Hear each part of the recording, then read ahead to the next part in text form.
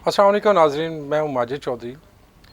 Land grabbing story में आज हम बात करेंगे जिनाह गार्डन के हवाले से ही।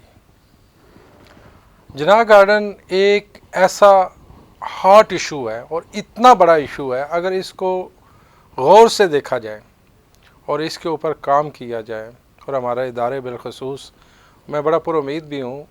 गुज़िश्ता रोज़ हमारे इदारों में कुछ आला अफसरान से हमारी बात हुई जो इसको इन्वेस्टिगेशन कर रहे हैं। उसमें उन्होंने बड़ी पुरुमीद हमें हमें एक उम्मीद दिलाई कि इंशाअल्लाह हम इसके ऊपर प्रॉपर काम करेंगे। और मैंने बड़ा खुल के उनसे कहा कि सर, ये इदारे जो है वो इस वक्त बदनाम हो चुके हैं। लोग ये कहते हैं कि जब आप इदारों में कंप्लेन लेके जाते हैं, ख़ास तौर पे जो इंतज़ामिया है, तो वहाँ पे क्या होता है कि आपका कंप्लेन को इंटरटेन तो नहीं किया जाता, लेकिन जो रेट्स हैं जो हमसे वो डिमांड करते हैं वो डबल हो जाते हैं। तो मैंने बड़ी तफसीलन उनसे बात की। मैंने कहा, ये देखें, ये एक ऐसा इदारा है, ख़ास तौर पे FIA के हवाले से मैं बात कर रहा हूँ, कि जो मुल्क की सलामती और करप्शन को देखता है और ख़ास तौर पे उन अमूर को देखता है जो मुल्क इस वक्त इन अमूर मुल्क के अंदर दरपेश हैं। तो इन चीज़ों को वो देखता है। तो ये जो इदारा है ये हमारी सलामती का सुप्रीम इदारा है। तो मैंने उनसे बड़ी खुल के बात की और मैंने उनसे कहा कि खुदारा आप इसके ऊपर काम करें, और ये जो आपके पास ख़ास तौर पे एस बिल्डर और जिनाह गार्डन के हवाले से केसेस आए हुए हैं, FIR हुई हैं, अभी तक इसके ऊपर फर्दर आपने क्या काम किया। तो उन्होंने बड़ी तफसीलन हमसे बात की और वो बताया। ख़ास तौर पे मैं ज़िक्र करता चलूँ यहाँ पे, ये जो केस लगा हुआ है FIA में, ये अयूब मैंग्रो साहब और शारून साहब के पास है। तो वो उन्होंने बड़ा तफसीलन कहा, बल्कि आला शख्सियात से भी हमारी बात हुई। तो उन्होंने कहा कि इंशाल्लाह हम मेरिट के ऊपर काम करेंगे और आपके पास जो भी डॉक्यूमेंट्स हैं, जो भी एविडेंस है, वो आप हमें दें, हम इसको तफ्तीश में लेके आएंगे। और हमारा काम है कि हम प्रॉपर तरीके से लोगों के जो हकूक़ हैं उनकी तर्जुमानी भी करेंगे और लोगों को उनका हक भी दिलाएंगे। और जो करप्शन हुई है, जो करप्शन की दास्तान है, जितने भी लोग इसमें इन्वॉल्व हैं, तो उनको इंशाल्लाह कैफ़रे किरदार तक पहुँचाएँगे। हम बड़े पुरुमीद हैं उन इदारों से। और हमने भी ये कहा कि जो लोग हैं वहाँ पे, जो 7000 अफेक्टिंग है, 7000 वहाँ पे अफेक्टिंग है, बदकिस्मती ये है, आज तक जितनी भी बॉडी वहाँ पे आई, जितनी मैनेजमेंट कमेटियाँ आई, किसी ने उनके ऊपर तवज्जो नहीं दी, किसी ने उनके मसाइल को नहीं सुना, किसी ने उनको हल करने की कोशिश नहीं की। बल्कि हल किया गया तो वहाँ पे री नंबरिंग की गई, अपने मखसूस तबके को, मखसूस टोले को अकामोडेट किया गया। और मैंने जब उनके सामने फ़ेज़ 2 की बात रखी कि फ़ेज़ 2 जिनाह गार्डन फ़ेज़ 2 जिसका एग्रीमेंट होता है ऐसे बिल्डर के साथ 1600 कनाल का, कितना नाज़रीन, 1600 कनाल, 1600 कनाल का एग्रीमेंट होता है। तो उसके एवज़ उनको 400 कनाल वहाँ पे दी जाती है डेवलपमेंट की मद में, डेवलपमेंट की मद में उनको दी जाती है। वो क्या करते हैं कि 400 कनाल को डेवलप करके, 400 कनाल को डेवलप करके उनके प्लॉट्स को सेल कर दिया जाता है। जो 1200 कनाल है उसके ऊपर कोई काम नहीं होता और ना ही कोई काम हुआ है। तो ये हमारी बदकिस्मती है। ये देखिए कितना बड़ा फ्रॉड, इससे बड़ा और फ्रॉड मैं नहीं कह सकता हूँ कि हो सकता है। इससे पहले भी ये तो एक मैंने बात की ना, वो कहते हैं ना, जिस तरह एक व्हील के अंदर व्हील पर एक खोलेंगे तो उसके नीचे एक और चीज़ निकलेगी, तो इसी तरह ये दास्तान है। उससे पहले R&U ने वहाँ पे एग्रीमेंट किया, उसी फ़ेज़ 2 का, उससे पहले डेवलपमेंट के हवाले से जब उन्होंने एग्रीमेंट किया डेवलपमेंट का, तो उसके अगेंस्ट उन्होंने फ़ेज़ 1 में गालबन या फ़ेज़ 2 में, मुझे एग्जैक्टली डॉक्यूमेंट्स हैं कुछ उनमें तफसील, क्योंकि डॉक्यूमेंट्स इतने ज़्यादा हैं, उनको स्टडी करते हुए भी महीनों लगेंगे।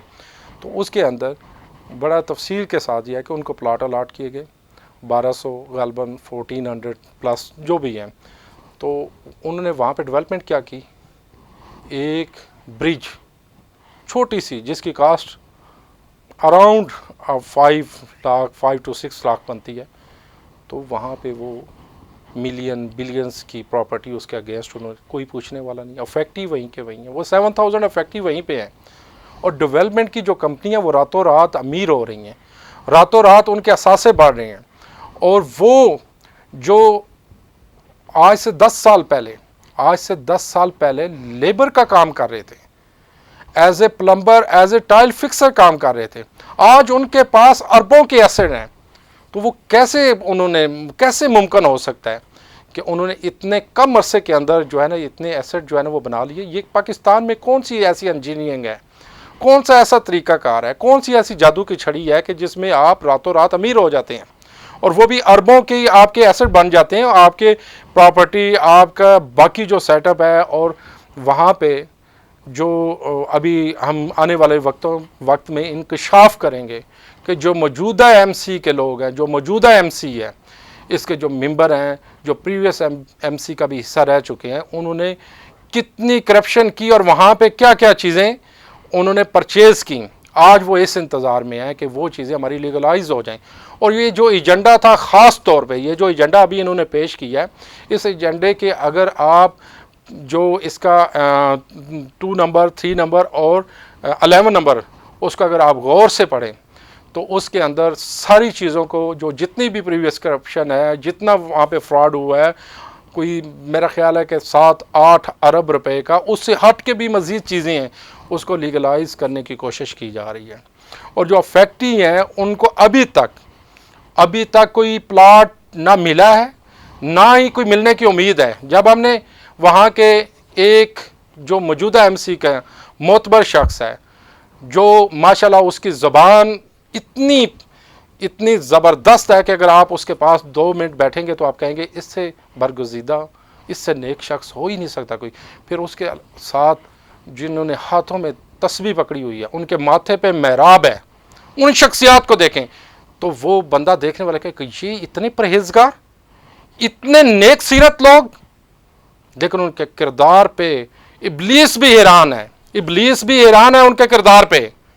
किस तरीके से उन्होंने री नंबरिंग की, किस तरीके से उन्होंने जाली फाइलों को 2 नंबर तरीके से लोगों से वो 10-10 लाख की फाइलें खरीद कर उनको प्लाट में एडजस्ट किया, और वही प्लाट वो 70-80 लाख के उन्होंने मार्केट के अंदर सेल की। आज भी यही तरीकाकार है।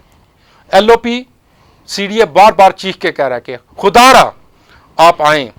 अरशद चौहान साहब, वो उन्होंने कैटेगोरिकली ये कहा कि आप आए, हम आपको LOP देते हैं, आप रिक्वायरमेंट पूरी करें। लेकिन वो कहते हैं कि हमें LOP की ज़रूरत क्या, अगर LOP अगर अप्रूव होगी तो उसके बाद आपका जो ये चोरी का रास्ता है, ये जो री नंबरिंग का रास्ता है, ये तो बंद हो जाएगा। तो इस पे जब हम बात करते हैं तो वो कहते हैं कि ये कानून हमें इजाज़त देता है, बाई लाज में ये है कि जब तक आपका LOP अप्रूव नहीं होता आप कहीं भी प्लाट, किसी गली को ख़त्म कर सकते हैं, प्लाट को ख़त्म कर सकते हैं, सारी चीज़ों को जो है ना वो आप वायलेट कर सकते हैं। कोई आपको पूछने वाला नहीं, कोई सवाल करने वाला नहीं है।